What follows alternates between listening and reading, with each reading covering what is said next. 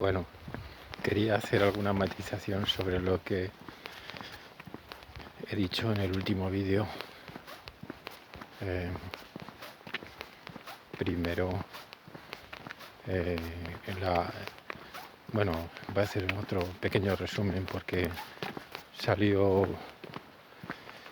el anterior vídeo salió bastante ruidoso y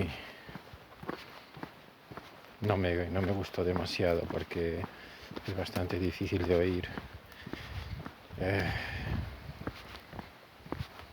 Y merece la pena oírse bien, a ver si consigo transmitir la idea con un poco más de calma y menos ruido, si el ruido de los árboles me lo permite. He hecho varios vídeos. En el primero he intentado demostrar que no hay sociedad humana sin sacrificios. Eso lo derivo directamente de la naturaleza racional pero finita del hombre, una naturaleza una situación en la que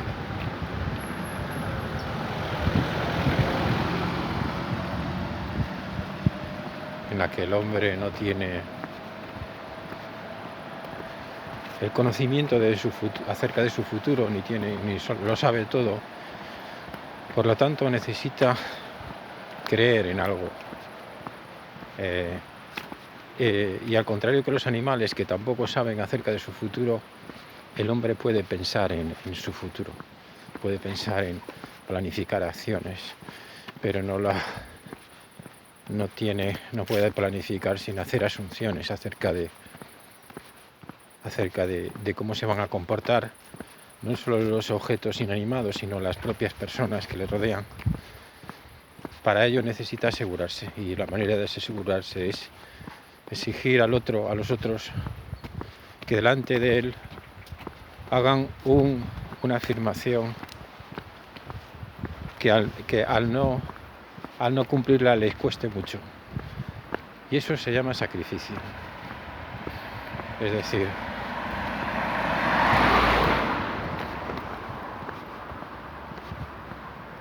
una mujer para demostrar algo. Bueno,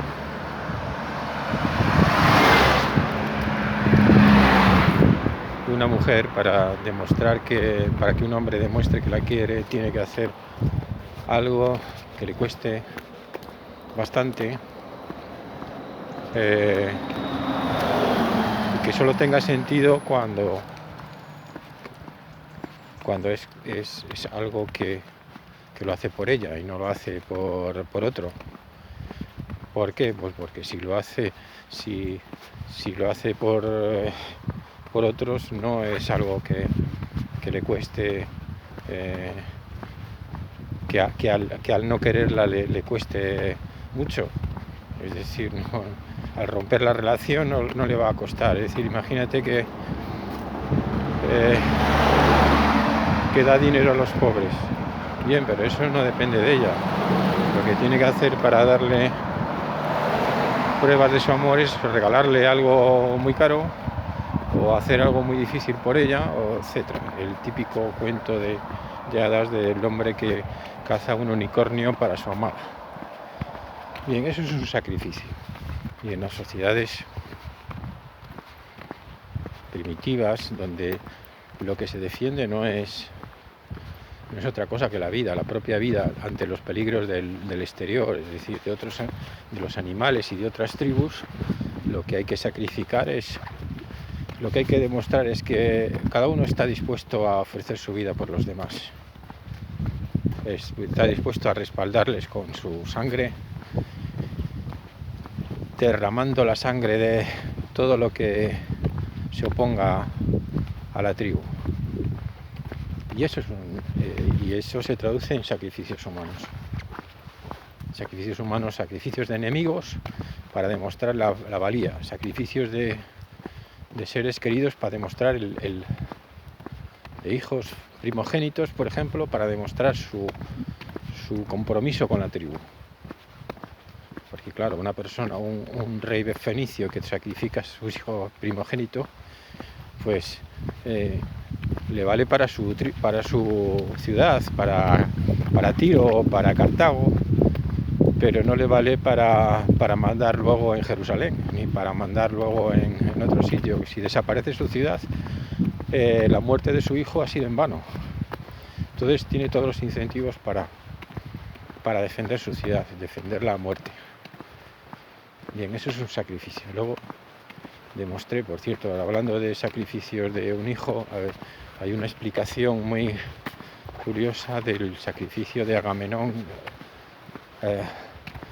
a su hija para hacer la guerra de Troya, que hablaré luego. Segundo, para que la sociedad no pase ya del nivel de tribu a nivel de civilización con miles o decenas de miles o millones de personas, se necesita un altar o altares. Cuando son miles, decenas de miles, un solo altar en el centro de la ciudad, elevado. ¿Para qué? Para que el sacrificio lo vea todo el mundo y se vea quién, qué, hace qué. Y también se necesita unos ritos muy claros. ¿Por qué? Pues porque imaginen que yo se me muere una vaca y digo, no, la he sacrificado para los dioses de la ciudad. No, señor, usted no vale esa vaca. Tiene que ser una vaca de estas características, la mejor que tenga, de color blanco, que esté alimentada de determinada manera.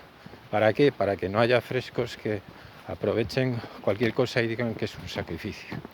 O se le muere el hijo y el hijo que se le ha muerto dice, lo he sacrificado ahí en mi casa. No, tiene que ser en un sitio visible donde todo el mundo lo vea. Perdonad que sea tan crudo, pero es así. Y además de esos ritos, de esas formalidades que hay que cumplir, se necesita también unos preceptos que permitan que todos los que sacrifican aceptan esos preceptos. Y el no cumplirlos supone pues una pena terrible, que puede ser la muerte o puede ser, o dependiendo de la gravedad, se puede redimir con otros sacrificios. Es decir, el perdón de la falta que se comete contra la tribu, el pecado que se comete contra la ciudad, estado, es más sacrificios, otro sacrificio expiatorio a los dioses de la ciudad. También normalmente ahí no me he metido en eso, pero un sistema de sacrificio necesita dioses, que son los que reciben el sacrificio, que pueden ser una deificación de los fundadores de la ciudad, o puede ser el producto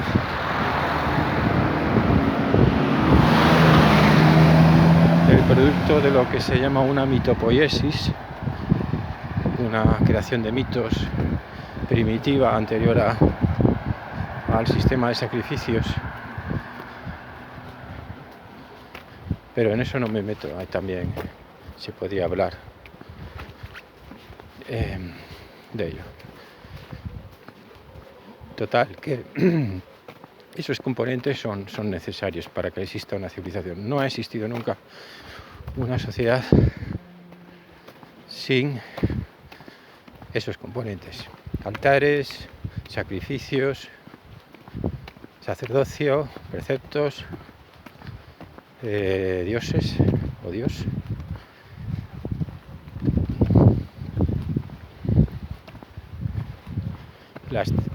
Cada ciudad-estado normalmente tenía su tribu, sus dioses, sus sistemas de sacrificios, sus creencias.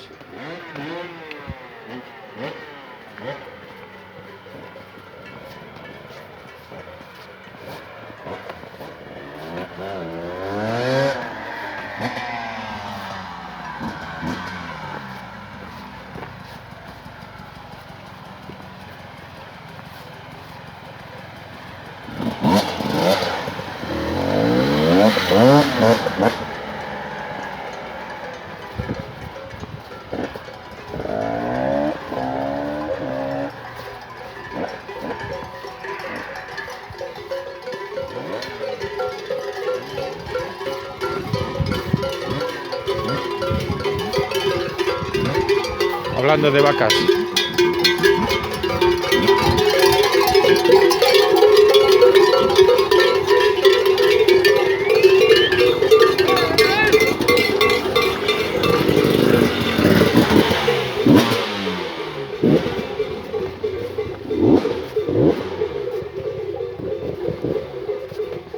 Bueno,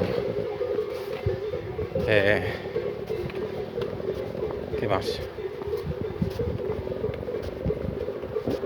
Entonces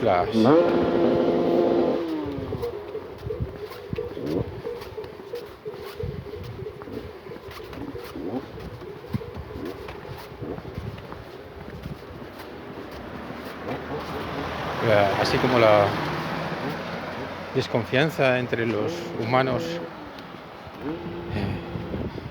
por ejemplo, un hombre de una mujer se lleva a hacer sacrificios particulares. Las tribus también tienen su sistema de sacrificios, pero entre tribus y entre ciudades-estado no hay confianza. Y volvemos a la misma situación de partida. Es decir, lo que pasaba con los individuos, la no confianza, la consideración del otro como un peligro, siempre está ahí. Porque aquellos que no comparten el sistema de creencias, de sacrificios, el sistema religioso, son extraños, son aliens morales. Alien moral en el sentido de que se desconoce su... Hablo de tiempos precristianos. El cristianismo, digamos que ahora mismo lo empapa todo y hay un buen rollismo que envuelve toda la tierra y que no es el estado primitivo. El estado primitivo es de tribus en lucha, en permanente guerra, y hay estudios antropológicos, por ejemplo los Yanomamos, a los que todavía no ha llegado la creencia cristiana, en la que se puede ver claramente que esa es la situación horrible y bestial de los humanos que hemos vivido hasta la llegada en grupos más o menos grandes, incluso imperios, pero siempre ha estado ahí esa desconfianza, ese desprecio y esa guerra permanente con aquellos que no comparten el mismo sistema de creencias, de sacrificios y de preceptos y de sacerdocio, etc.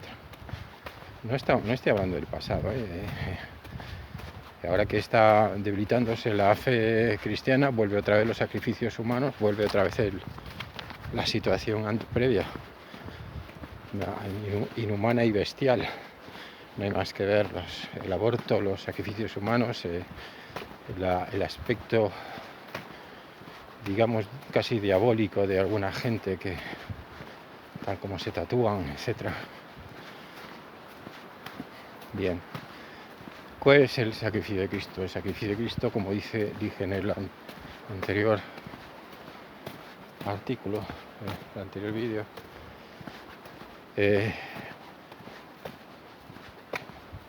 resuelve todo ese problema existencial del hombre y todos esos conflictos con sus semejantes. ¿Por qué? Porque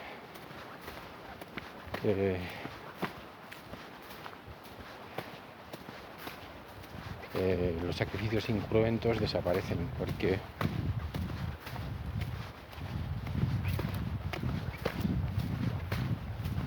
buenas tardes, porque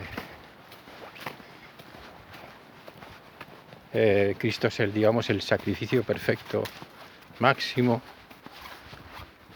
total, más elevado que puede hacerse un sacrificio de un Dios, que demuestra, cuyo Padre demuestra el amor por nosotros un cordero sin mancha, que no cometió pecado, puro, bello, el nombre más bello que existirá nunca. Que una sola gota de su sangre hubiera servido para pagar nuestra culpa con nuestras faltas, pero con la condición de que, como dije en el anterior vídeo, como en el caso de la ley de Talión, cuando la víctima es sustitutoria, cuando no nos sacrificamos nosotros, sino sacrificamos a alguien en nuestro lugar, tenemos que sentir un inmenso dolor por el sacrificio de esa persona sacrificada, para que ese sacrificio tenga valor, tenga la gracia en nosotros de curar nuestras culpas, porque, como ya dije, el sentimiento de culpa nos puede matar, nos puede hundir nuestra vida, nos puede destrozar. No hay más que ver gente que ha hecho algo muy grave a otros, como es su vida. Entonces, esa sustitución opera también cuando, por ejemplo, en los ritos primitivos se sacrificaba un valiosísimo producto, un animal o incienso carísimo ante los dioses. Era algo que a nosotros nos duele. Bueno, a nosotros, a los que sacrificaban, les dolía en su bolsillo, en todo, porque solían ser los mejores presentes que podían tener. En el caso del sacrificio de Cristo, tenemos que sentimos nuestro dolor, un dolor inmenso por su muerte. Es más, como ese sacrificio se actualiza incruentamente en el sacrificio de la misa,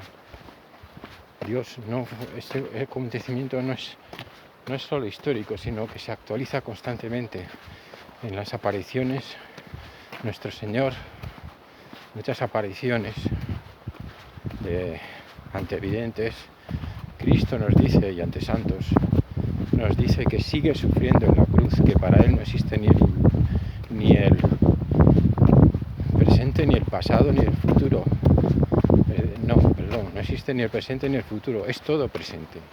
Está siguiendo, está resucitando, está sufriendo en la cruz, y cada vez que uno de nosotros comete una falta grave contra Dios, un pecado mortal, Él es de nuevo crucificado. Y sentimos que nuestros pecados le crucifican de nuevo, en el sentido literal, o esa redención, esa liberación del pecado que tiene efectividad en la confesión, no tiene ningún papel. Si nosotros no unimos si nosotros no hacemos como Cristo, coger nuestra cruz, nuestros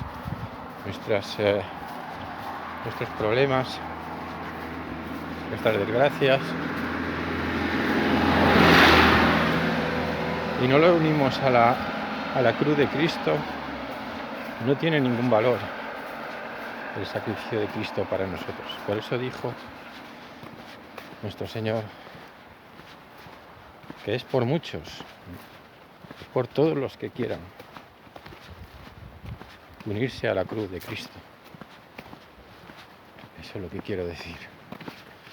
Es decir, todo lo que yo digo, además, todo lo que yo digo no agota el sentido del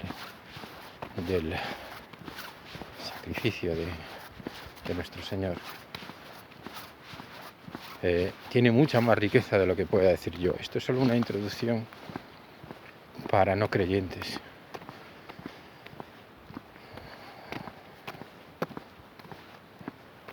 ¿Qué iba a decir más?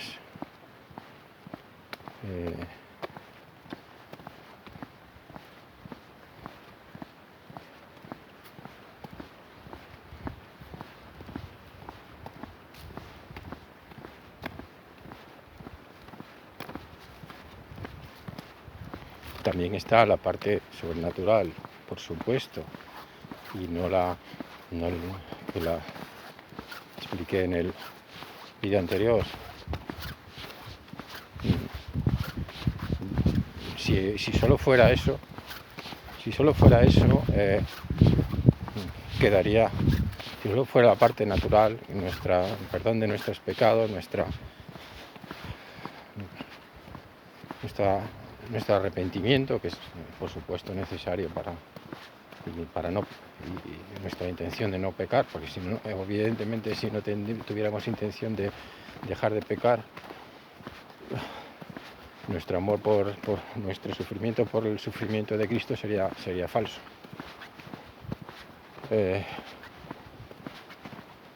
Ya que Cristo sufre cada pecado que cometemos. Pero si solo fuera para esta vida, qué poco sería, porque unos dentro de poco, otros en más tarde, todos acabaríamos desapareciendo. Y eso no borraría nuestra angustia vital, por mucho que tuviéramos perdón en esta vida. No serviría para nada. Pero es más, la revelación que nos hace Cristo nos promete la vida eterna. Nos promete la vida eterna a aquellos que le sigan, que cumplan sus mandatos, tal como lo dicen clarísimamente los evangelios continuamente. No se crean los que piden solo perdón y siguen pecando que van a ir al cielo, ni mucho menos. Dios es misericordioso, pero también es justo. Y como ya dije, en el cielo no puede entrar los que no se han perfeccionado ya en esta vida o en un lugar temporal de pena, de purgatorio, que se llama así precisamente, purgatorio. Aquellos que no han muerto rechazando a Dios, que van al infierno, evidentemente. Que es evidentemente no puede haber malos en el cielo, no puede haber rebelión en el cielo, porque ya hubo una de Lucifer y fue expulsado. No puede, en el cielo hay que entrar puro. ¿Y qué es el infierno? Para que lo entienda un no creyente. El infierno es el sitio donde no está Dios, pero no está en ningún sentido, porque en esta vida temporal, Dios está los ángeles, Dios a través de los ángeles está deteniendo al diablo. El diablo quiere matarnos, quiere vengarse de Dios matando a su criatura preferida, que es el ser humano. Bueno, su criatura creada preferida. Pero no puede sin que nosotros le demos permiso para que nos mate. Es decir, Dios no permite que el diablo nos mate directamente, nos elimine. Tiene que ser con nuestra participación. Si nosotros queremos hablar con el diablo, Dios nos permite que hablemos con él, que nos tiente. Y el diablo nos puede favorecer temporalmente para que hagamos el mal a otros. Exactamente. Nos favorecerá mientras hagamos el mal a otros y hagamos su obra. Pero cuando no, si le seguimos, nos va a hacer deprimir, nos va a intentar que nos suicidemos, lo de siempre, que entremos en las drogas, todas esas cosas.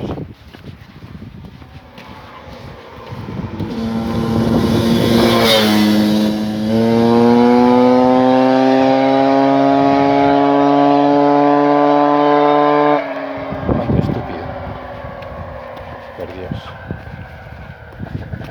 En fin.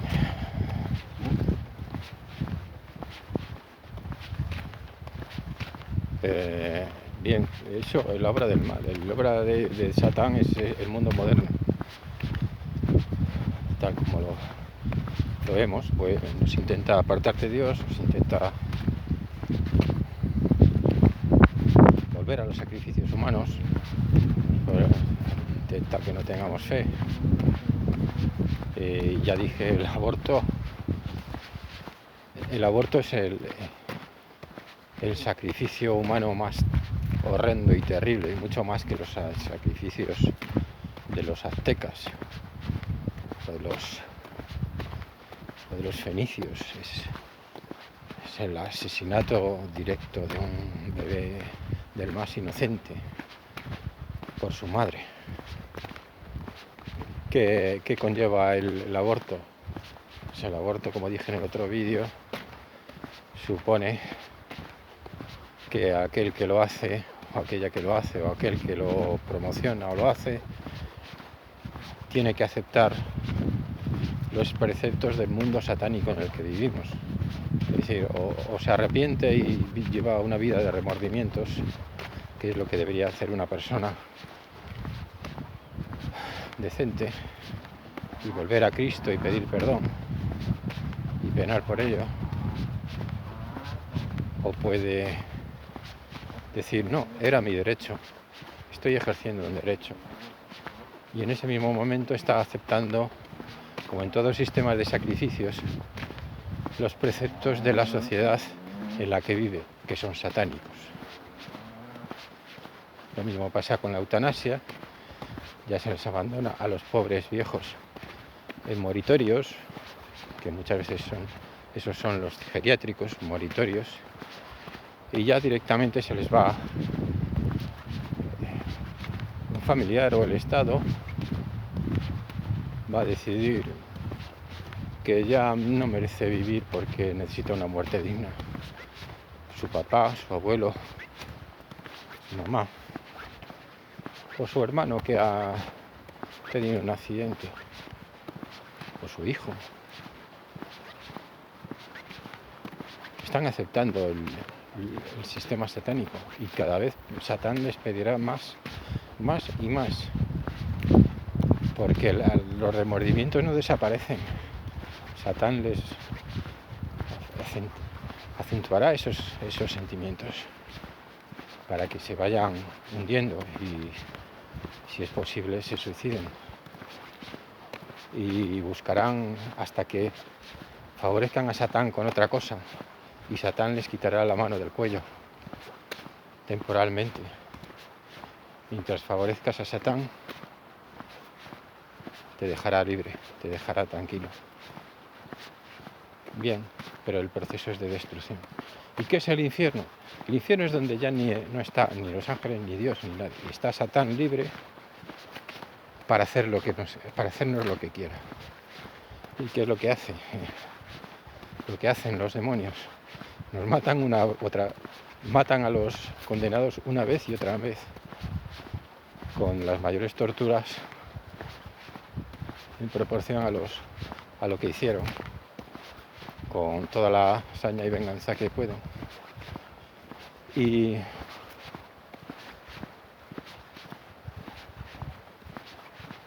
eso es, así se puede entender.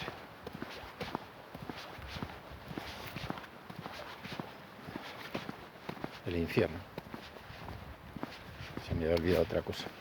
Bueno, ahora voy a hablar del sacrificio de la guerra de Troya, cuando Agamenón quiso flotar una naves para atacar Troya, porque creo que era que